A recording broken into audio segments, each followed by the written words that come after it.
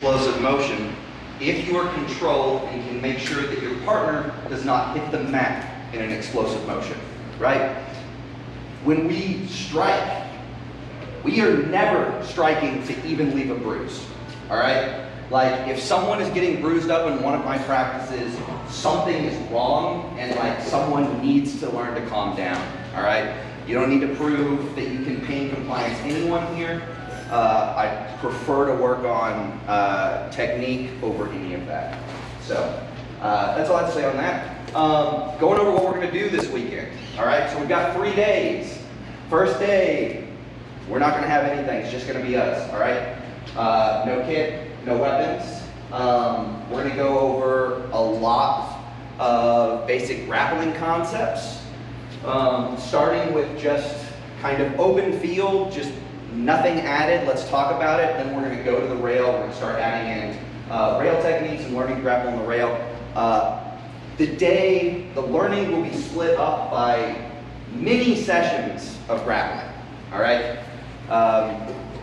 I believe strongly, and I know both these guys do, that sparring is probably the most important thing that you can do on your way to getting better. I was lucky enough to, while I was fencing, to get to learn from an Olympic gold medalist in fencing. And one of the things he always talked about is in any situation during a fight, there's the right action, the right timing, and the right distance, all right?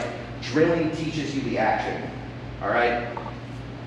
Sparring teaches distance and timing, all right? So it doesn't matter if you can do the action, if you can't do it, the distance and timing. That's why we make sure there's a lot of sparring that goes on. But because we do a lot of sparring, again, we have to protect our partner, right? We have to protect our teammate, right? Day 2, we're going to add in soft kit, all right? Soft kit will normally be at least helmets and then padded gear. Any more that you have is good. And we do not use steel helmets, all right? So hard plastic is fine for the most part. Padded helmets, anything like that. We just don't want steel face grid is fine, but we're talking about no boomer helmets. Right. We don't want someone falling and their head hitting some guy's knee or some person's foot and breaking it because it's a 16-pound chunk of metal that we're throwing around on the mats. Once we go into soft kit, we'll first start kind of building on day 1, taking the techniques that we've learned there and learning how things change or how things become easier, harder, whatever, once we're in soft kit, right? And then I think we'll push pretty heavily the second half of the day into 2-on-1s and 2v2s.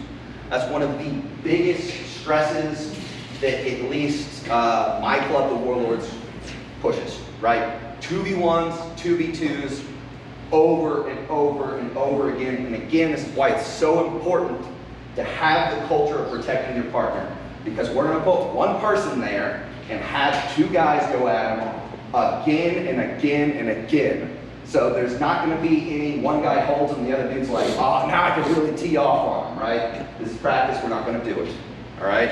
If you want to strike, that's fine. Strike softly, strike with control. The person who's on the rail should make an effort to defend himself like you would if that person had a steel weapon and you had to deal something, and you had to protect yourself. And then day 3 is going to be all armor, all right? We'll probably do a light grappling warm-up, and then we'll move into 2v1, 2v2 type drills in armor. For most of the morning, armor is obviously very tiring, so we'll probably have a few going and many watching. We'll discuss what could have been done better, what could have been changed. A little bit more cerebral for the people watching, but there will be enough rotation. Everyone will definitely get tired. Don't worry about it. And then after lunch, I think we're just going to have fun for the rest of the day. 5v5s, 3v3s, 4v4s, pro fights, I don't care. Get in here and let's go. All right?